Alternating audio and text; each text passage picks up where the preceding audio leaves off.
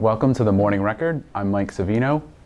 Today's podcast, for those who listen regularly, has a different feel. First off, obviously, we're recording this on video, not just an audio podcast. Also, you'll notice the production value is very different.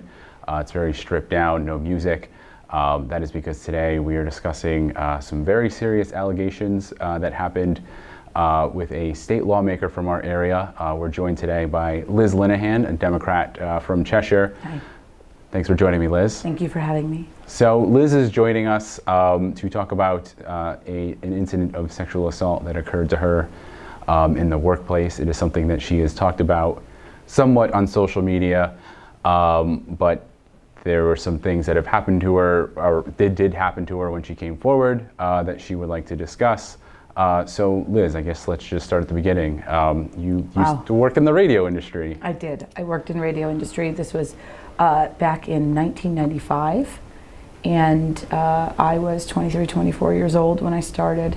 And like most people in the radio industry then and now, I started out as an intern, and I was thrilled to get the position. That was a dream of yours too? It was. You know what it was? It was.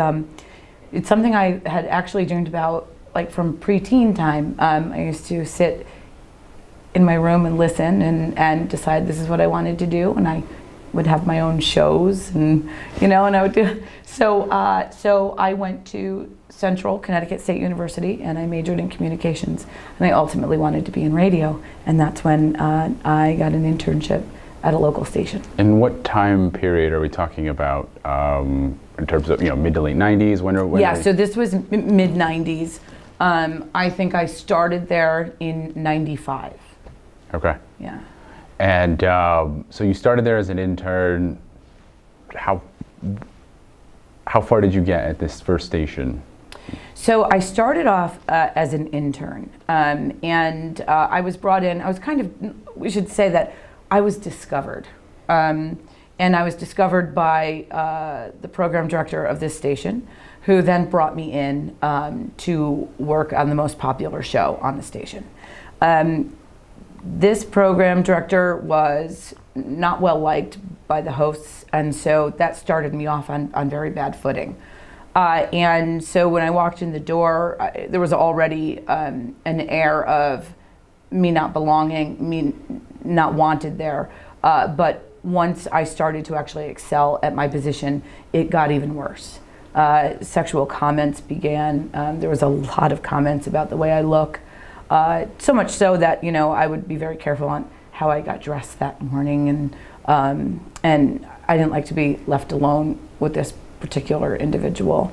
But were these comments made on air, off air? I mean, you're talking about a period of time both. Where, right or wrong, obviously the radio industry, there was some Howard Stern being most notable. Sure. Some personalities that were succeeding with edgy content. Absolutely. So were these comments made on the air, off the air? Both.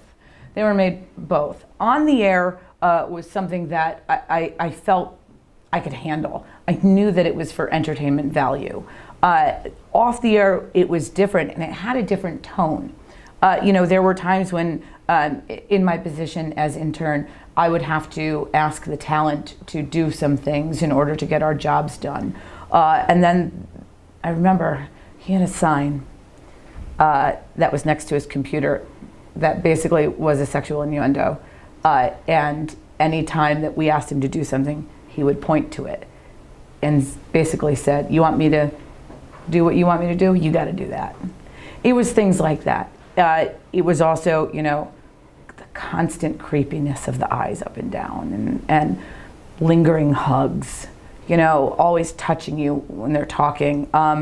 This was a real issue, and it was something that the interns and I both, there was me, and I remember there was one other intern that used to get it just as bad as I did, but hers was even meaner, actually. And she and I would commiserate, and we would say, "I can't believe we have to put up with this." Was it always words, or did it escalate? So it was words mostly until, and I want to say this before I get into the details of that. The words were what I call a toe in the water. There was, he would constantly push it to see how far he could go. And there were times when he would say something and then look around to see the reaction. And so, yeah, there were the hugs, there were those things, but they were mostly words. And that was as an intern. I think that it escalated to more than words once I was hired full time. Because I did go from intern to paid employee in record time. And now I had somewhat of a position of authority over this man's show. And so doing my job put him in a situation where he felt threatened by me. That's when it escalated to touching. And it escalated to a point where you actually filed a complaint. I don't know if you want to talk about. I did file a complaint, and it's funny because I've been talking about this for 20 years and it still gets me. So forgive me. I had been promoted to producer, and the way that the show worked was one person was in one room. I call him my abuser. My abuser was in one room and the rest of the show was in another room. And this particular day, he came into where we were all located. And there were these 3 seats lined up along a peninsula of microphones. And they were really high chairs. And I had to, in order to get in front of a microphone, I had to step on the part of the chair and kind of lift myself up in order to get onto the chair. They were very high. I'm pretty short. He had sat down next to where my position is. And without me knowing, as we were all getting into our position, now keep in mind, this was a room full of people. There were at least 3 or 4 other people in the room. And he put his hand on my chair and raised his fingers so that the force of my climbing on this chair and sitting down allowed him to touch me without my permission in a way that was extremely personal. And who did you complain to, or who did you bring this issue to, and how quickly after the incident did you bring your complaint forward? So almost immediately. I say almost immediately because he did that knowing we were going on the air. So I sat there for a 4 or 5 minute break, fighting back the tears, and frankly, getting really angry. And as soon as the microphone went off, I immediately got up and went into my boss's office, sat on his black leather couch and cried my eyes out and told him the whole thing. And what did he do with the complaint? So he, it was the last break before we got off the air. So he waited until everyone had finished and were coming out of the studio, and he pulled this man into his office and he screamed at him and told him everything he did wrong. Now, I would like to point out that the words he used, and I'll never forget, was, "If you ever do that again, she will own you." And so the trouble he got in, as much as I appreciated someone standing up for me, it wasn't what you did was wrong, it was disrespectful. It wasn't what you did was assault, because it was assault. It was that she'll own you, she'll sue you. Those were the words he said, she'll own you. And so even though that my boss at the time had worked to ensure this never happens again or even punish him, I still believe it was for the wrong reasons. But that didn't even bring your complaint higher up, because No, there was it a didn't. merger and your boss ended up losing his job for just because of the merger the very next day. Actually, it was the same day. The same day. So Within an hour. how long did it take for the complaint to actually get to the attention of the owners or somebody higher above your boss that action would be taken? So the very next day, they had someone from a sister station come in and act as acting program director. And so I showed up for work that day, and I was too terrified to go into the studio, so I sat in my office all day long. And then this guy showed up, and so I marched into his office, and I told him what happened, and that my prior boss was fired, and so there's this thing hanging out there. What are we going to do about it? It caught this gentleman so off guard that the only thing he could think of was to send me home. And I was told, go home until I can figure out what to do. I called the next day. He still didn't know what to do. I called day after that, day after that. I was still told to stay home. I had to stay home for approximately 3 months with pay while the man who attacked me was able to stay on the air.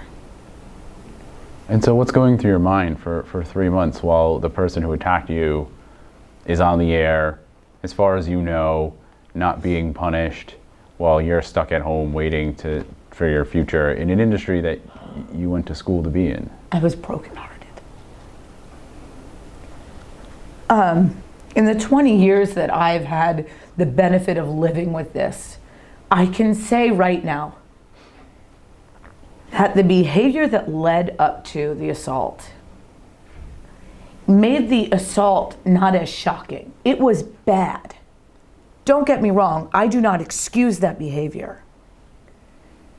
But I was, 21, 22, I mean, I was really young. And I was naive, and I thought speaking up meant I was going to get the help that I deserved. And I didn't. I was sent home, and this was my dream job. And not only was it my dream job, it was an impossible job to break into. And I'd worked really hard to go from intern to producer in record time. So then I was taken off the air. I was taken away from it. I couldn't even step foot in the building. And I even knew at that age that it was because, frankly, of the stupidity of the man that was sending me home. But I didn't know where to turn. Where else was I going to go? So I sat and I stewed and I got angry. And so these 3 months or so, that time goes by, what happens? Does the on-air personality, does he face punishment? You return to the air, what happens? So no one was doing anything to help me. I would check in. Email wasn't a big thing then, so it would always have to be by phone. And I would call and I would say, can I come back to work? Have you figured this out yet? What's going on? Oh, we're still working on it, and but they didn't have a new boss in. So one night we were out at an event that I was out with my friends. It was an open mic in downtown Hartford, and we were all musicians and having fun. And in walks this guy, and he introduced himself as the new director of the entire group of radio stations. And I sat at the bar with him, and I told him what happened to me. And he said, come in tomorrow, we'll get you back in. And I thought, finally, someone's standing up for me. Change is gonna happen. And I came in, and there were 3 suits sitting there that I didn't recognize. They were lawyers from corporate. And here I am, remember, 22-year-old young woman, not represented by anyone, thinking naively that it's all going to work out because that's how it's supposed to work in the world. And they told me that his punishment was that he had to take a women's class, a class on women's studies at the University of Hartford, and that I was going to be transferred to a different station. Different station that they owned? Yes. And I just want to point out, Liz, we'll get into this later, but Liz is reluctant to name the accuser publicly. the name of the station publicly, and again, we'll get into her reasons later. Sure. And we're respecting that, but we have reached out to the station just to see if they want to offer a different account of how this went down. We have not heard back from them yet, but you were transferred to another station that was owned by the same company. So what happened when you were there? Were you able to? So first let me say, it was told to me that this was a lateral position. It wasn't. I had no on-air position. I was not producing any show. I was simply a promotions assistant. So not only was I transferred to another station, they tried to bill it as a lateral move. It was actually a demotion. My pay was the same, but the work was different. And why is it different? What was different? Because I know you did some promotional stuff at your previous station. Right. Were you not on the air? Is that what was different, or why was Correct, this considered? because I was not on the air. Okay. Yes. And you know, that was ultimately what I wanted to do was be on the air. I was good at the marketing and promotions, and so I had a dual role at the other station. But I was no longer on air at the new station. And how long were you at this station? Less than a year.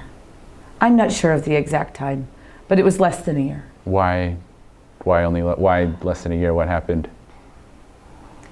So once I was transferred, I was labeled as damaged goods. I was a troublemaker.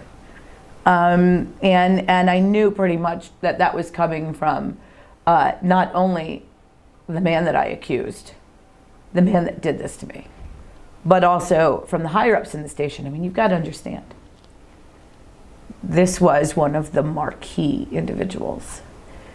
And anything that would tarnish his name would ultimately tarnish the station, the revenue that they brought in. He was very powerful, and he knew that, and he relished it. So once I was moved to this station, and I reluctantly accepted it because I just wanted to work, he had felt that he had won, and so did management. I mean, I was a 24-year-old woman. I was easy to, shuffle around. As loud as I was, they recognized that I was still afraid to maybe go the distance.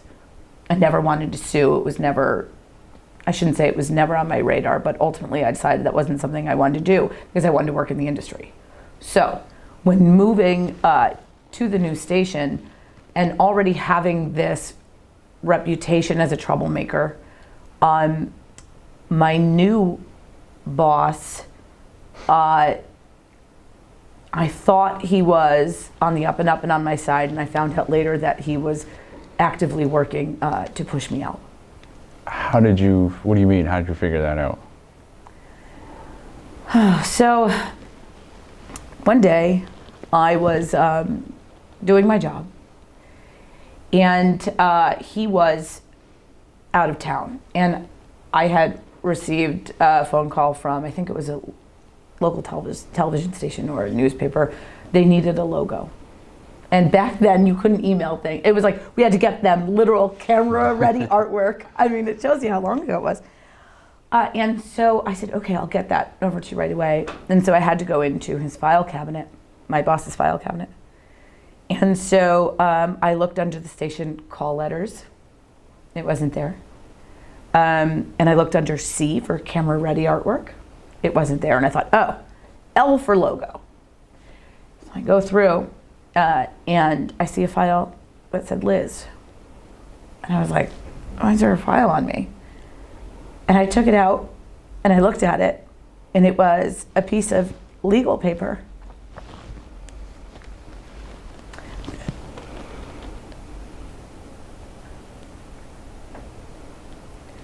That had a list of things that I had supposedly done that would discredit my accusations against my abuser.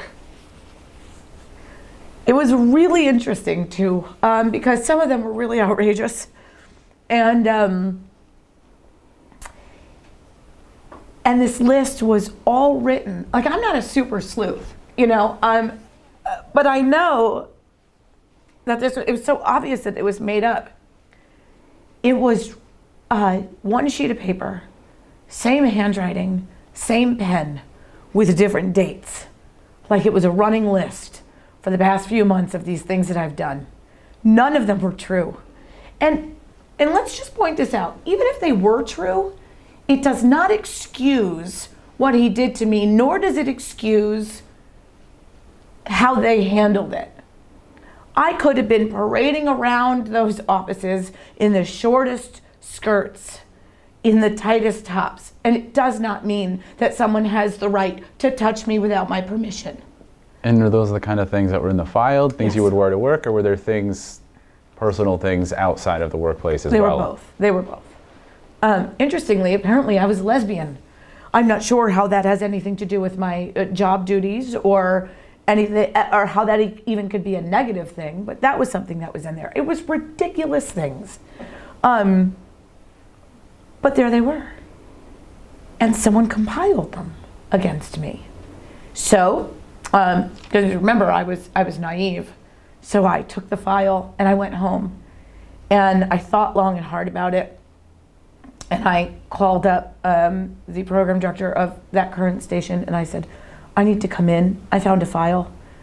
This is wrong, and we need to talk about it. And I was even more angry this time than I was after what happened with the original assault. Because, like I said, these were the people that I had hoped would protect me and do the right thing. I had come to realize that I would never get good behavior from the man that abused me, but I had hoped for better behavior from people that made more money than me, that ran the office, that were in charge of so many different people, including other young women like myself. I thought that this was going to wrap it up, and I would receive justice. So I said, okay, I think it was noon. And he said, come in at noon. Great. Came in at noon, and once again, 3 or 4 suits around the table. Lawyers from the big city, from corporate, that must have come down specifically to deal with me again. And I came in, guns a-blazing, and I threw the file across the table and I said, what is this? You know very well, none of this is true. You're trying to push me out. You're blaming me for what happened. And they looked at me and they said, did you take that file home? And I said, yes, I did, and I have a copy of it. And they said, well, you're fired for stealing company documents. That was it. And I couldn't believe it. I sat there like, you people are supposed to be not just protecting me, but in protecting me, you should be protecting your company. Get these people out. They're doing the wrong thing. It didn't matter. And I remember I ran out of the office. My car was parked behind the building, but I ran out of the front door. And I ran across the street, and we were in Hartford, and there was a payphone on the corner. And like, when these things happen to you, sometimes you feel like you just have to do something. And I don't remember who I looked up. It might have been, Women's Legal Services. It was something. And I called them, and I was hysterical.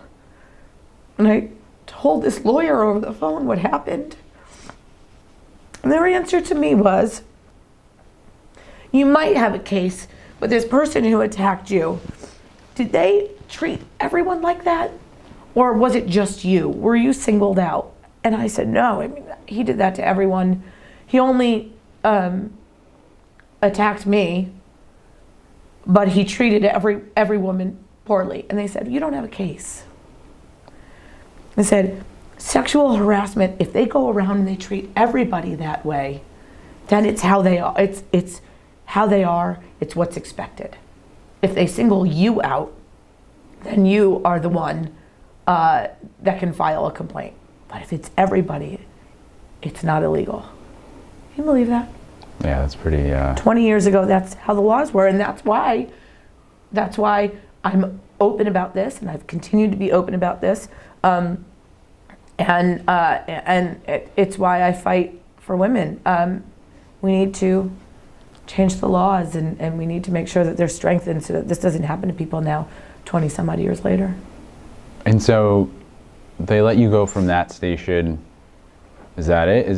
You're still trying to, this is your dream, but you're still trying to stay, you're still trying to stay in radio.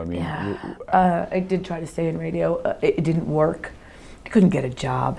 People wouldn't even take my phone call. And I got a phone call from someone who's actually a name in the industry. And how long after you're fired does this happen? I'm not exactly sure, and I don't want to put it. I don't want to misspeak. Are we talking weeks, months? Weeks or months, not years. Okay. Certainly not years. Weeks or months. And he says, I'm hearing these rumors about you. And I said, yeah, they're pretty bad. And he said, my company spread rumors about me too.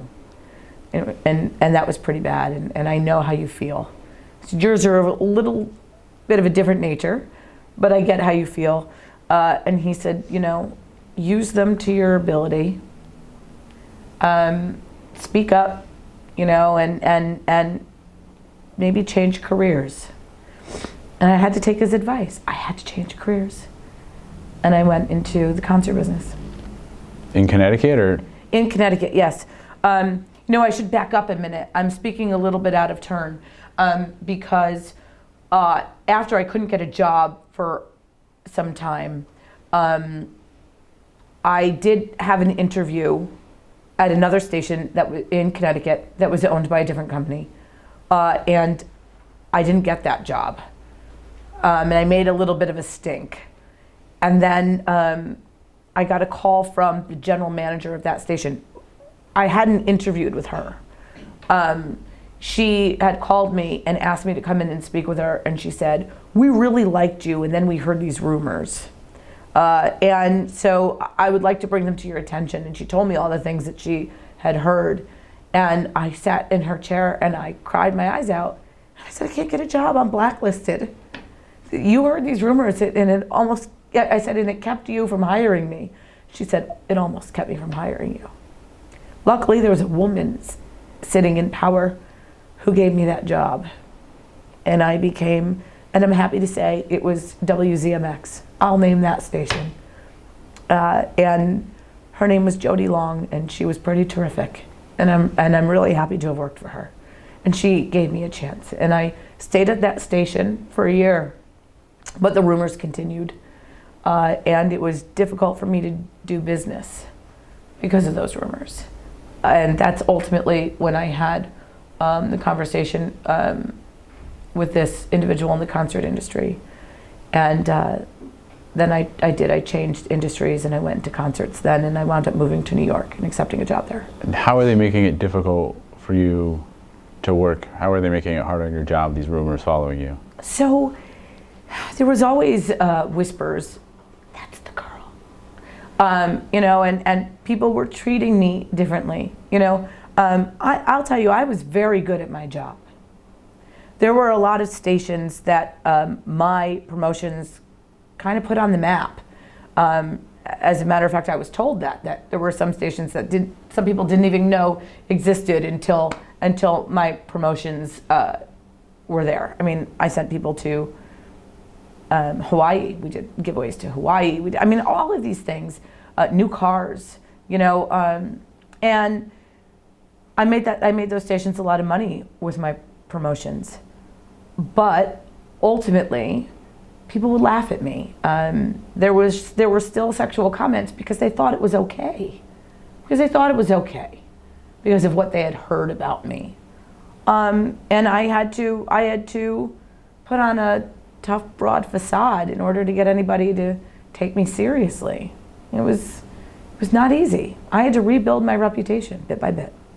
And so you go to New York? I go to New York. To be in the concert, It was great. It was great. No one had heard anything. The guy who hired me in New York was once in Connecticut. And whether or not he knew the rumors, I don't know, but he knew I was a hard worker and he knew I was good at what I was doing. and he hired me, and I had a pretty good career after that. So it did take some time to rebuild that, but ultimately I did. I persevered. So you started sharing this on social media a few weeks ago. I think it was roughly around after the Harvey Weinstein incident and a few more allegations came out.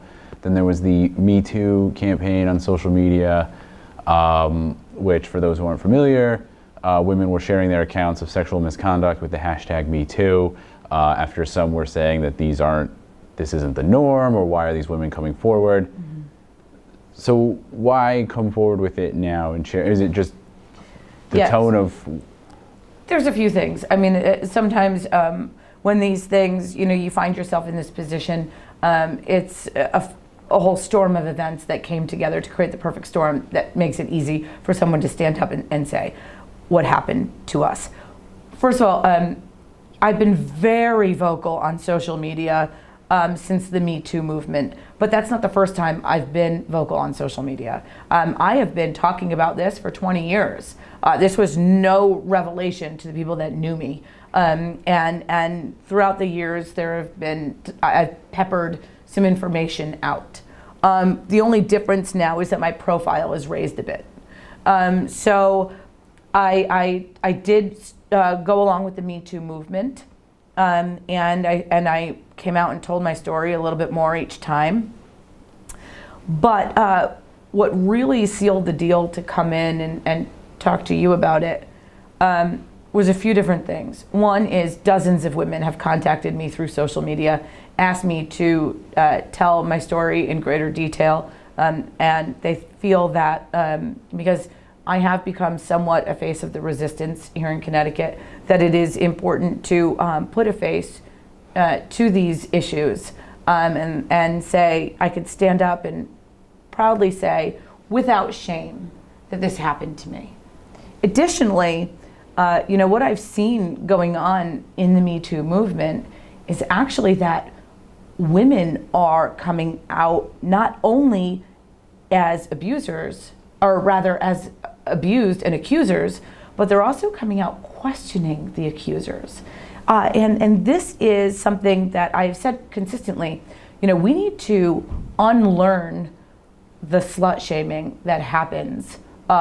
We need to stand up together and not just believe people who are accusing others, but also to say that this is a culture that we're not going to stand for anymore. And there have been great numbers of women who have said, why is she coming out now? Not about me, about other people. Why is she coming out now? And that's a common criticism. It's of why now, criticism. And yet I think it sounds like the point of your story is that you brought these allegations out immediately. And look what happened to me. I almost lost my career.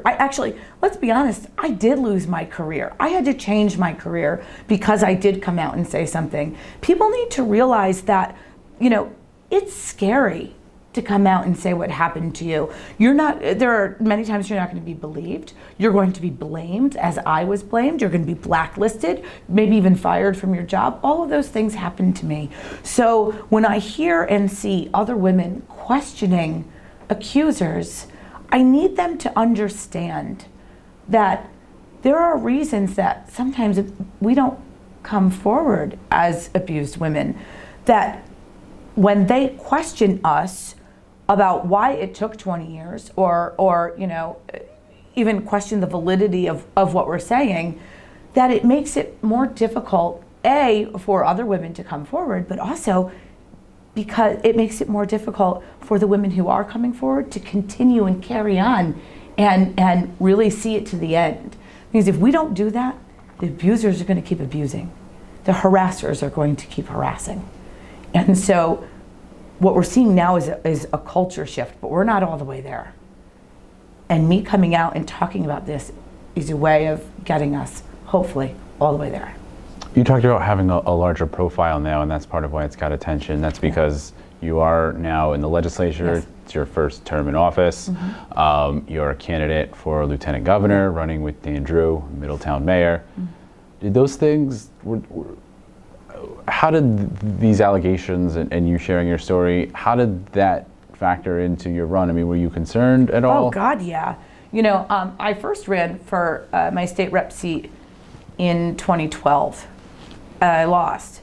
But one of the things, as I was sitting here mulling this over, whether or not I was going to run, I mean, I assembled a team and I said, here's what happened to me, and I'm terrified that these rumors are going to come out.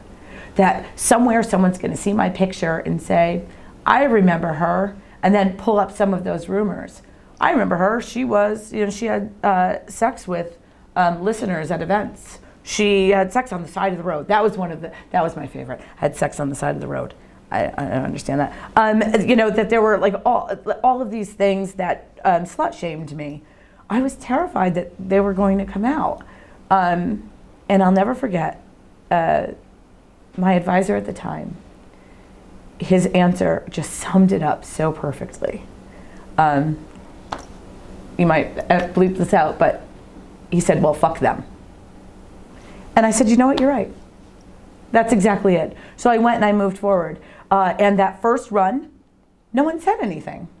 And I was still open on social media about what happened to me. You know, I mean, you could look back years ago and I spoke about this, about why I'm a fighter. This has always been part of my story. And then I ran again in 2016. Nothing came out. That's great. Still open about it. Here I am in 2018. I certainly don't want it to define me.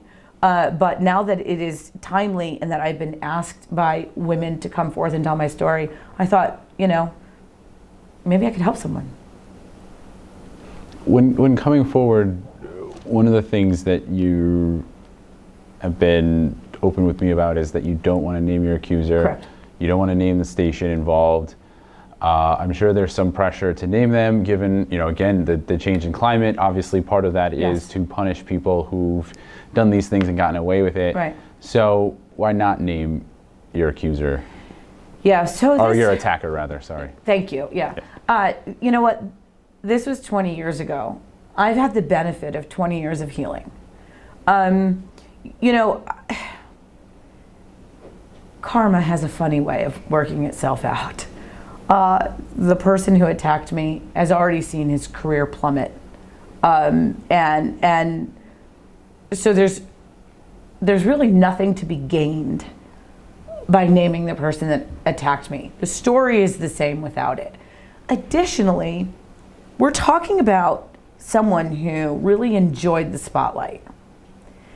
And I think the thing that punishes him the most at this point is being irrelevant. And by naming him and giving him a spotlight and possibly making his name a household name again, I think he would relish that. You think he would want this kind of spotlight, though? I mean, you look know, at it's ruined some pretty powerful careers, right up to, you know, Harvey Weinstein. His career's already ruined. He did that on his own. I didn't need to do that.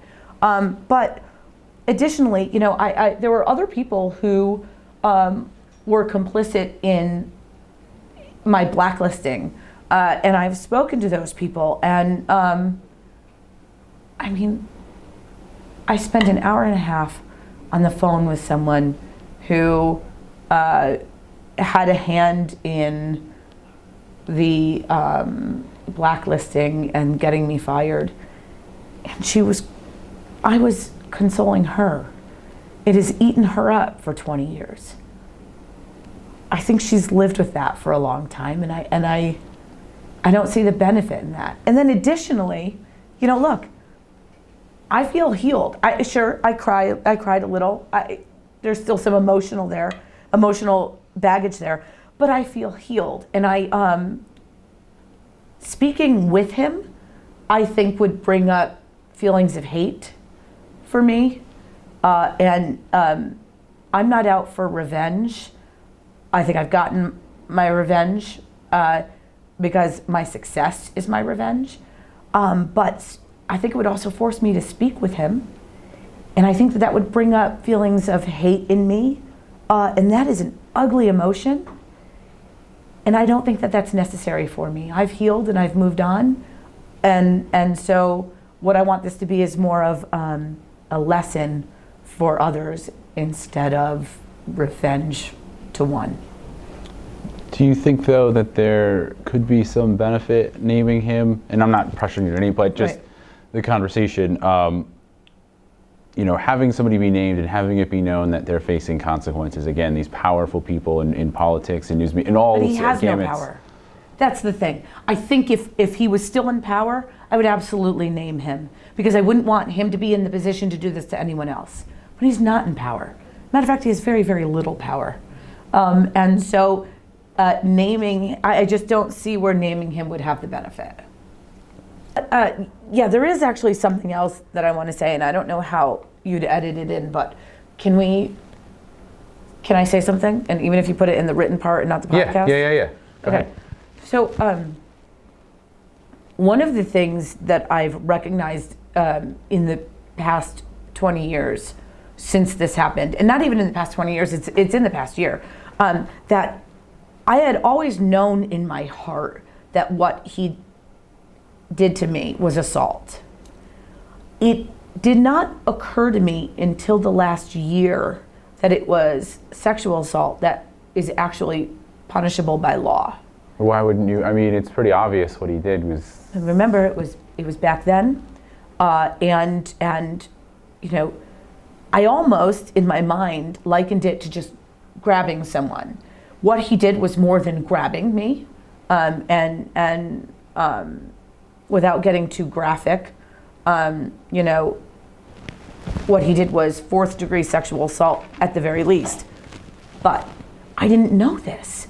And I thought, I used to tell people, I'd be like, well, he grabbed me with his fingers up.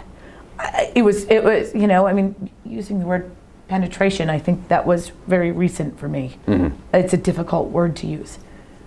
But it wasn't until I was having a conversation with the Cheshire Chief of Police, Neil Drive. And we were talking about the Cheshire Groper. You guys have covered that story, There was a woman on the trail in Cheshire who a young man rode up upon her and full on grabbed her from behind and underneath. And he said, and I said, people are making it out like, oh, well, she just got a pat. And he says, no, he looked at me very seriously and he said, no, that's sexual assault. And I remember it was like a light bulb going off. It's sexual assault. So before, when I spoke about it, it was kind of, he grabbed me, and I would explain that his hand was flat, but his fingers were up, and there was a shove. But until I heard a man who I greatly respect, a law enforcement officer, a chief of police, spelled it out for me. It's sexual assault. That's when I really realized it. And I think, had I known that 20 years ago, perhaps my story would be different. Because I wouldn't have just run into my program director's office screaming and crying and demanding something be done. I would have called the police. So now, when we're having this discussion, and it's 20 years later, it's really important for me to let young women and women in general, but especially young women, because I go back to who I was 20 some odd years ago, 22 years ago. Don't underestimate what happened to you. Don't belittle your importance. Stand up for yourself. Stand up if you see that happen to someone else. And really think about what happened and research what happened and push it to the degree that you can. Because had I known then that it was at very minimum 4th-degree sexual assault, this would have been a very different conversation. And I wouldn't have had to wait 20 some odd years to see that his career has tanked and that karma has taken care of him. I would have done it right there, and I would have had better tools to do that. And so a lot of my story is that I didn't know better, and now we know better.